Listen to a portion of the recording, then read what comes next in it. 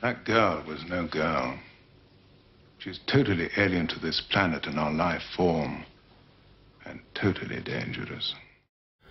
On this exceptionally clear night, a group of enthusiasts are commemorating Dr. Edmund Halley's great prediction by holding an outdoor watching from the site of his original observatory at Greenwich.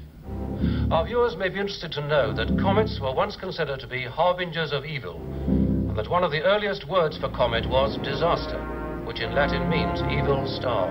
Sir, this is on. What? I'm getting a very small radar cross-section just ahead of the nucleus in the coma of the comet. Radar states 150 miles. 150 miles what? Length. 150 miles long? Try and raise base. Tell them we have an artificial object out here. What are you gonna do? Going in. We're only gonna get one chance there, Richie. That thing won't be back for another 76 years. This is incredible. I hope you can appreciate the scale of this in the video. Roger, we're getting it. It's all on tape. Got to get out of here, sir. Nobody's going anywhere. Stay where you are.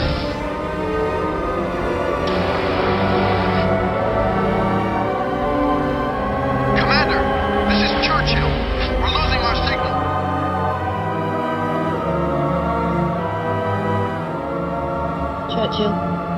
Churchill, if you read, there are 2 nude males and 1 female. How many do you want to take back? I say we take back all 3. Churchill, come in. This is Mission Control Great Britain. Do you copy? Come in, Churchill. If they're going to pick us up, they should get us this close. The radio dead. It would appear that they set their course just after they left the comet. I'd say it hasn't been updated since. I've just received a call from the JPL in Pasadena. It seems the Goldstone tracking disc has just picked up something they think is Churchill's escape pod.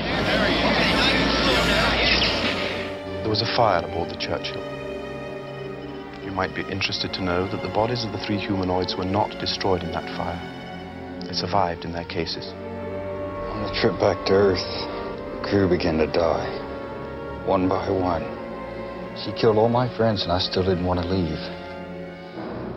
Leaving her was the hardest thing I ever did. That girl was no girl. She's totally alien to this planet and our life form, and totally dangerous. Carlson, she's not human. She's not a woman. Come, be with me. She's destroyed worlds. It's already spreading. You didn't stop it. It's too late.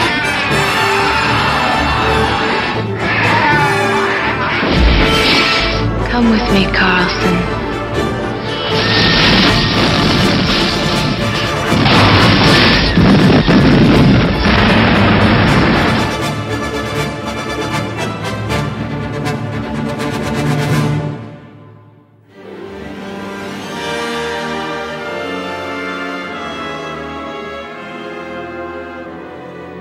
On the 21st of June 1985, Cannon Films' first big-budget blockbuster arrived, LifeForce. Produced on an estimated budget of $25 million, it only managed to recoup back $11.6 million in the USA. Whilst figures for its international takings were never published, it was deemed a box office bomb. Despite this, the reviews were certainly more positive than negative. Leonard Moulton gave it a hilarious review that is definitely worth watching. He says the film is berserk and a lot of fun. In the USA, its distribution was handled by TriStar Pictures, who hacked the first part of the movie to shorten it and changed sections of the film's score to push it more as a horror film, which displeased director Tobe Hooper. The changes didn't help the movie and some say contributed to its failure. For international markets, it was left intact and did good numbers on its first week of release, especially in the UK, where it didn't arrive till October, but numbers dropped heavily on the second week. Cannon Films in the early 80s were going from strength to strength, producing many low-budget and low-brow movies. They would have many films in production at once, and wait for a couple to make a huge profit, and then continue pre-selling movies to raise further money to fund their ever-increasing catalogue. Cannon Films wanted to break away from their low-budget persona and move into high-budget productions to compete with the big boys like Warner Brothers and Paramount. They changed their business model, which ended up proving disastrous. The first of their big-budget movies was LifeForce, then they followed it up with Over the Top, Superman 4, and their final expensive production was Masters of the Universe. All of them failed, especially when it came to Superman 4. They were already in freefall when they slashed its budget, and investors and the media were seeing this was the end of Cannon. Cannon Films had purchased the rights to a British science fiction horror novel called Space Vampires, written by author Colin Wilson, which was published in 1976. The film does borrow a lot of the book's premise, but makes many changes to the characters and settings. Carlson, for example, is a lot weaker, with a more obsessive relationship to the female vampire. The story's vampirism is more evocative of traditional vampire legends in its details. The book was reissued in '85 to tie in with the movie. They just basically republished it with a poster design on the cover. The author Colin Wilson later discussed the movie and felt it was a weak adaptation of his novel. They were going to retain the original title of Space Vampires for the film, but many felt the name was too cheesy and gave off the wrong impression about the movie. It sounded too much like a B-movie, which wasn't the case as this film was a big budget production, so they settled on LifeForce. Tobe Hooper was well known for his directing efforts on the Texas Chainsaw Massacre and the recent box office hit, Poltergeist. He was offered one of the best deals in the industry, a 3-picture deal with Cannon Films, and they gave him plenty of freedom to push his creativity and let him pursue any projects he so desired. Tobe at this point was a big name. Poltergeist was a huge hit in '82, and Cannon Films were hoping to increase their profits with a high-caliber director. Now, many of you may know Steven Spielberg had a lot of control over Poltergeist, which has led many to question who really directed that movie. But at the time they put a lot of faith in Tobe and his abilities to deliver. He was offered LifeForce and he took it. His second movie was Invaders from Mars, and then Texas Chainsaw Massacre 2. Tobe Hooper wanted Dan O'Bannon to adapt the novel. As most sci-fi fans know, he came up with a story to Alien. Dan Jacoby, who wrote Death Wish 3, also contributed to the screenplay, before it went into production at Elstree Studios in the UK. Michael Armstrong and Olaf Pooley, who both remain uncredited on the movie, made further adjustments to the script during the shooting process. Michael was brought in to fine-tune some scenes as the script was quite loosely written, so he would add further details, especially to incorporate new ideas by the storyboard and visual effects artists.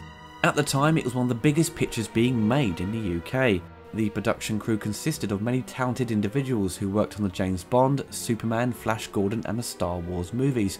Production designer John Gracemark, who would later work on Superman 4 and Robin Hood Prince of Thieves, built the interior of the alien spaceship and set up a backstreet of London to be destroyed for the finale of the film.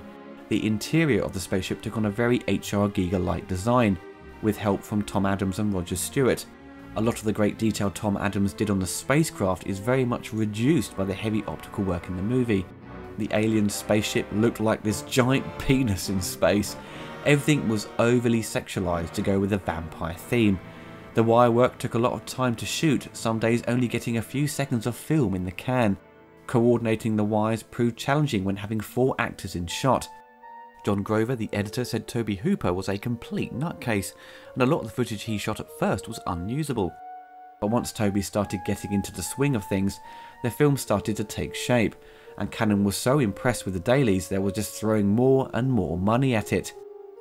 For the movie's cast, we have a great selection of British actors, but first we have Texas-born Steve Railsback, playing Colonel Tom Carlson, the main lead. Tom becomes the key in solving the mystery of the space vampires. He bonds with the leader and is the only one who can stop her. Steve spent a lot of time in character between takes, making it a strange experience for the other actors and crew members when it came time to socialise and talk with him. Peter Firth plays Colonel Colin Kane. Peter has been acting for years and is probably best known for starring in the popular BBC TV show Spooks. Colonel Kane is brought in to investigate the aliens and try and think of a way to destroy them and maintain the safety of London. Matilda May plays the Space Girl. She doesn't really have a name, but she is often referred to as the Space Girl. She plays the leader of the vampires and becomes connected with Carlson after she passes on her life force to build up her strength for world domination, but to complete her mission she needs that part of herself back. Matilda was cast after over 50 women had auditioned. Many of them didn't want to take part down to the large amounts of nudity. Matilda was experienced in ballet and unfortunately spoke hardly any English. which made it difficult for her to communicate with the crew. Some of the other actors helped her learn the language, and by the end of the shoot, she spoke very good English. She was very dedicated to the film and happy with its final results, but over the years, most people who discuss the film with her often concentrate on the nudity, which often left her a bit embarrassed when confronted by the fans or critics. Frank Finley is Dr. Hans Verlader. Frank sadly passed away this year at 89 years old, a classically trained actor who was a star of stage and screen. His character is an expert in the afterlife, and he wants to discover the secrets of what happens to us after we die, and the space vampires are the key. Every time you see him on screen delivering his dialogue, you are instantly transfixed on what he says. He has a great voice that commands your attention. Michael Gotthard is Dr. Bukowski, who only recently starred as one of the villains in For Your Eyes Only. In this film, he is awaiting the return of the space shuttle Churchill, and is directing the operation for their safe return. He nearly becomes the second victim of the Space Girl, but he luckily escapes, but is left extremely weak and tired. The always reliable and fantastic Patrick Stewart plays Dr. Armstrong. He becomes the second host of the Space Girl as she hides inside his body to draw Carlson and Kane away from London. This film would be the first time Patrick had an on-screen kiss with another actor, and it was Steve Railsback. Nicholas Ball plays Roger Derribridge, the astronaut who is second in command to Carlson. He is reluctant to board the alien spaceship but follows orders and is the first to demonstrate the effects the aliens have on them as he begins to feel his energy being drained as they first approach. Nicholas had a lot of his scenes trimmed down for the US domestic cut. When it came time to film the zero-gravity sequences, his wire harness had the name of Christopher Reeve inside it. Aubrey Morris plays Sir Percy Heseltine, who sadly passed away last year but luckily expressed his thoughts on the production on the recent Arrow film's release. He plays the Home Secretary and is brought in to help liaison with the Space Centre and the government. Aubrey was cast as a typically posh English gentleman, which was a common role he would often fill, and for good reason. He's an absolute pro.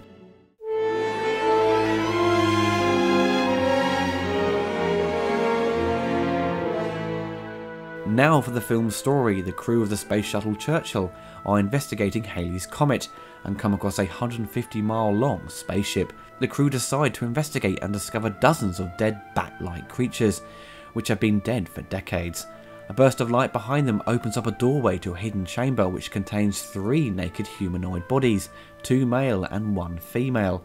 As the crew approach them, they begin to feel tired and also intoxicated by the female's presence. The captain recovers the 3 aliens and they return to Earth. As the shuttle approaches Earth, Mission Control fails to communicate with it, so a rescue mission is launched to investigate. Upon entering the shuttle, they find that the Churchill has been severely damaged by a fire. The crew are all dead, but the 3 containers bearing the aliens are all that remain intact. The aliens are taken to the European Space Research Centre in London, where they are watched over by Dr. Leonard Bukowski and Dr. Hans Verlader. As the female alien lays asleep, a security guard begins to approach her, feeling the sense of being pulled closer. She awakens and drains his life force. The female alien gets past the guards and finds a way to exit the research centre and begins her mission to destroy the world. Meanwhile in Texas, an escape pod from the Churchill is found, with Colonel Tom Carlson inside. Carlson is flown to London where he describes what happened aboard the shuttle once the aliens were brought on board.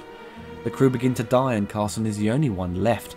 Carlson explains that he set fire to the shuttle with the intention of saving Earth from the same fate and escaped in the pod. Dr. Verlader decides to hypnotise Carlson to discover more about the events and his connection to the Space Girl. It becomes clear that Carlson possesses a psychic link to the female alien. They discover she has drained various other humans and has the ability to shapeshift. They come to the conclusion that the aliens are from a race of space vampires that consume the life force of living beings rather than their blood. Carlson and Colonel Kane trace the alien to a psychiatric hospital in Yorkshire. While there, the 2 believe they have managed to trap the alien within the heavily sedated body of the hospital's manager, Dr. Armstrong. But Carlson and Kane later learn that they were deceived, as the aliens had wanted to draw the pair out of London, so they can take it over and drain the population of their life force. As mentioned earlier in the review, TriStar had made many edits to the film for its domestic release, and many consider it the cut to avoid. This wasn't uncommon. Many films got cut for the US market, such as Ridley Scott's Legend and Supergirl the movie. The original cut, known as the international version, runs at 128 minutes, which is 12 minutes longer than the domestic cut. Most of the re-edits take place during the opening of the film on the space shuttle and the discovery of the alien spacecraft. The incredible opening theme by Henry Mancini and the intro is removed.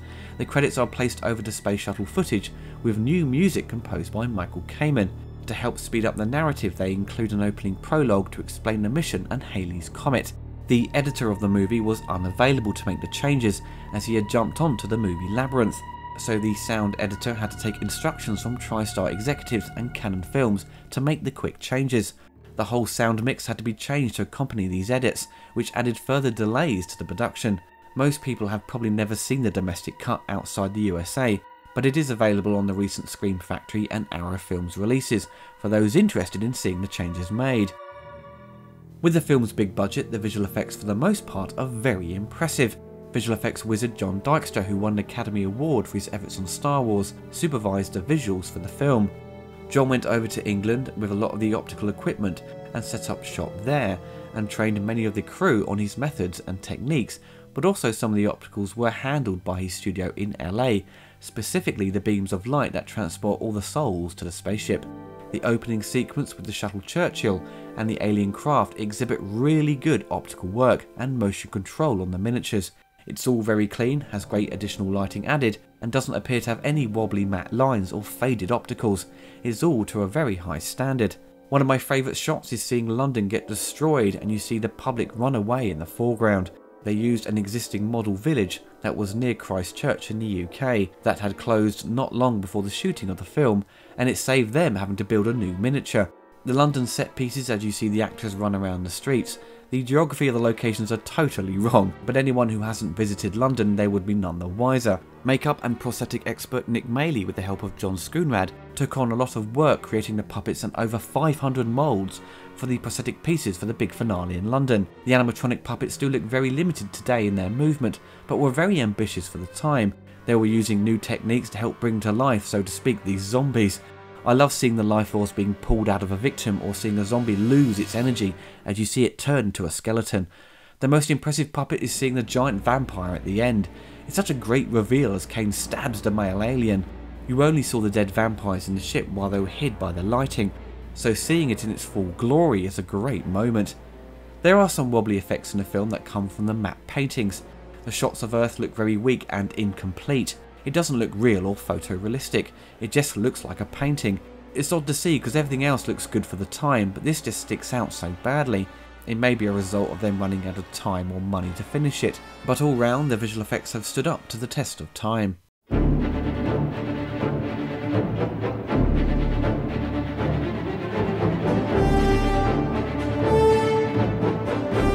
LifeForce comes with one of Henry Mancini's best scores, a lush fantasy soundtrack with a great blend of horror and romance. With the film's crazy themes, Henry Mancini manages to hold the music together and complement each scene appropriately. Henry was extremely happy to be offered the job, but the role was first offered to James Horner, who was unavailable at the time. He wanted to impress, and he certainly does. The opening theme has this incredible march that instantly puts a smile on your face as soon as the titles start. He wrote nearly 90 minutes of music and conducted the London Symphony Orchestra. However, due to the hasty cuts by TriStar Pictures, many parts of his score were removed to fit a new tone, and they brought in Michael Kamen to rescore a number of scenes. Kamen's work is a lot darker and plays up the horror themes. It sounds like a lot of horror music from the time. When it's mixed into the new cut, it sounds jarring as it transitions to Henry Mancini's work. The scores don't really complement each other, and you can hear it sounds totally different. Mancini's epic theme was only featured in the end titles of the TriStar cut. My favourite part of Henry Mancini's score is obviously the main theme, but when Carlson is visited by the space girl in his dreams, the music is really epic as it builds up till he eventually wakens from his nightmare. Also, the final attack on London as the population turns to zombies is full of great action cues that easily rival John Williams and Jerry Goldsmith. The complete score was released a number of years back in a limited print run, and it hasn't been available for a long time. There may be a reissue at some point, but at the moment, if you want the complete score, you will have to cough up a lot of money to get it from private sellers on eBay, or you could hunt down the original LP release, which shouldn't be as costly. When you first watch LifeForce, you don't know what to expect. It starts out like an alien movie, then becomes this vampire movie, then an end-of-the-world zombie movie. It's absolutely bonkers and all over the place when the vampires come to Earth, and that's why I love it. Once the Space Girl steals the life force of an innocent woman and Kane goes to investigate, it becomes this detective movie. It feels like I'm watching an episode of Inspector Morse or something. You are starting out with this elaborate space opera with an overtly sexual spacecraft, then transitioning to Earth with this naked woman strolling around, then this detective section kicks in, then it all comes to an explosive ending with this apocalyptic vision of London. Having a big space adventure eventually being set in England feels very refreshing. Big budget movies featuring the UK as a central part of the story are very few and far between. James Bond is often one that springs to mind, but 007 often hops abroad as soon as he starts his mission. It does feel like 4 scripts combined into one, and they make their best efforts to weave them all together. I've not read the Space Vampires novel to say if the film is faithful in that regard, but as a viewer you notice the sudden changes in its tone as it jumps from one genre of film to another.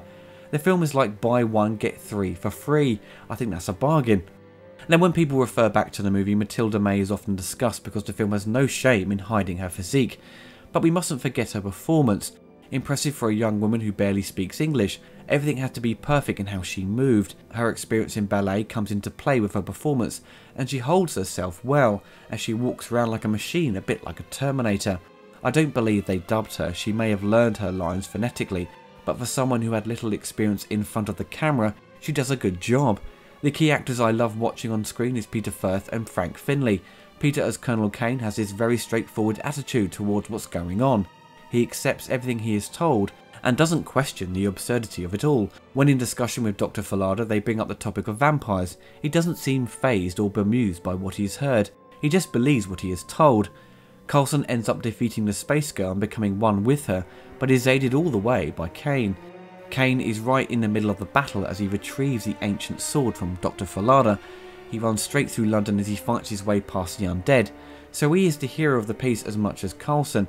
Seeing Peter's performance, I think he would have made a great Doctor Who in the 1980s. Frank Finlay is absolutely fantastic in the movie.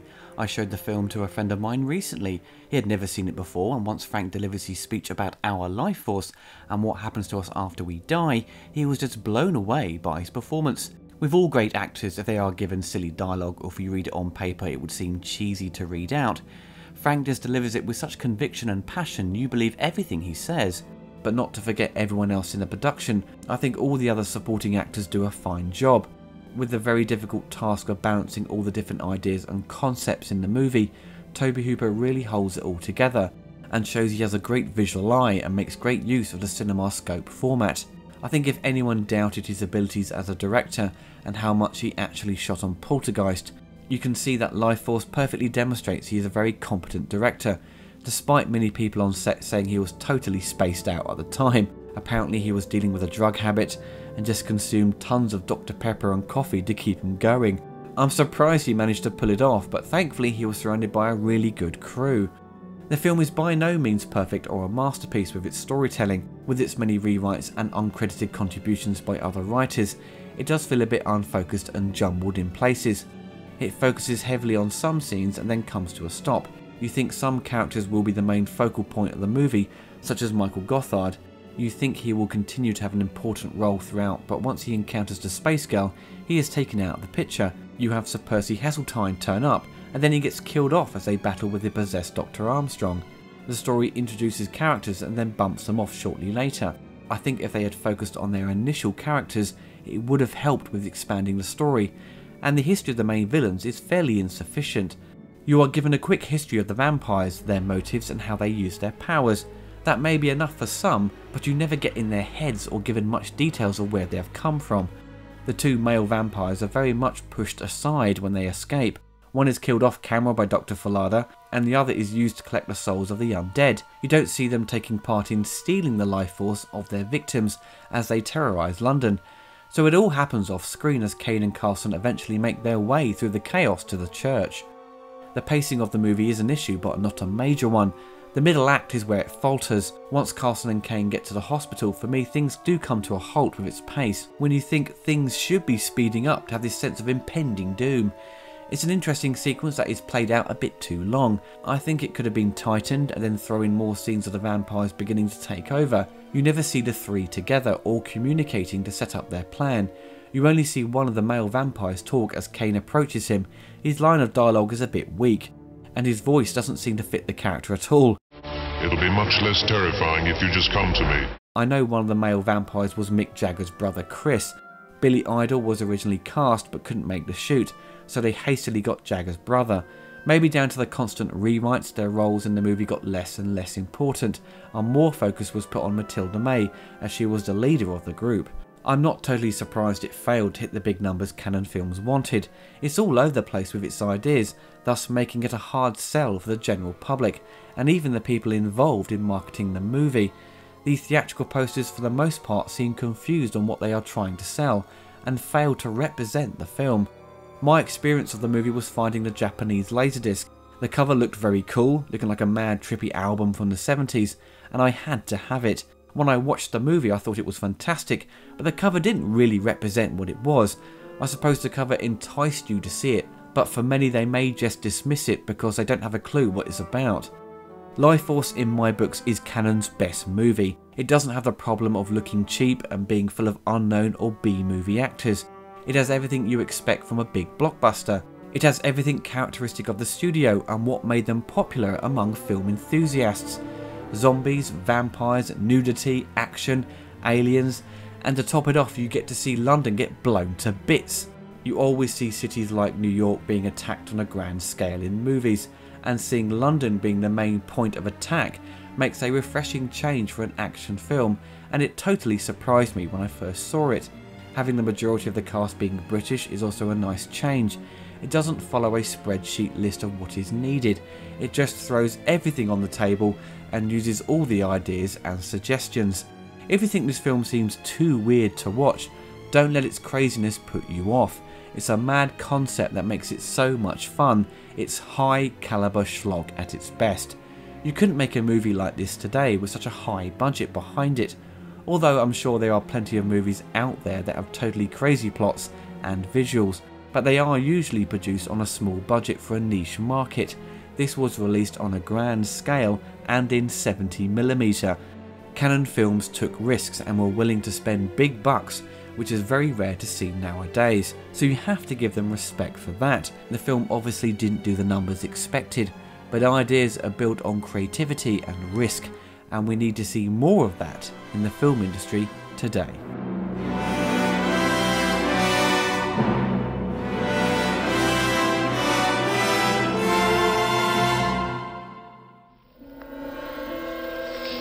Listen, you bitch. I'll keep you in this state for weeks if I have to. Now you talk to me. Carlson, be with me. What do you want from me? I love you. Why are you so human? So perfect? What are the bird creatures on the ship? Our bodies are unimportant. As you and your men have approached in your ship, we changed them. We entered your minds and found their new bodies. I took my shape from your mind. I took your language. I became the woman I found there in your deepest thoughts, your deepest needs. Have you heard anything about the ship? Ship? The thing from Haley's Comet. Oh. It parked itself in a geostationary orbit, directly over London. She wants back the energy she gave me. When they take on a new life form, they have to learn from that life form. Mate with it, in a sense. The girl chose me. But when she mixed with me, she gave me a part of herself. Now she wants that part back. Carlson. Carlson. You said the thing hadn't stopped. It was still spreading. Why did you say that? I don't know. The girl had been deliberately leading us away from London. Is it possible we didn't find all of her victims? If we didn't find all the victims, if there are others besides the girl in the park, where are they? If the girl had been deliberately leading us away from London, is it possible we didn't find all of her victims? If we didn't find all the victims, if there are others besides the girl in the park, where are they? Spread. In a chain reaction, geometrically, until by now... Oh, Christ. What are these feelings? Why do I feel so close to you? Need you? Because you're one of us. London is on the brink of the worst devastation since the Blitz.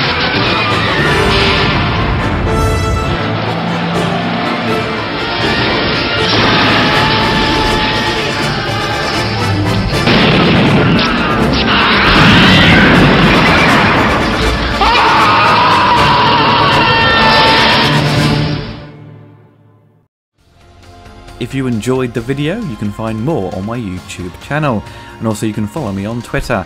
If you want to help support the channel, you can donate through Patreon and receive monthly perks such as updates on the latest news on my channel, early access to reviews and commentaries before they go live on YouTube.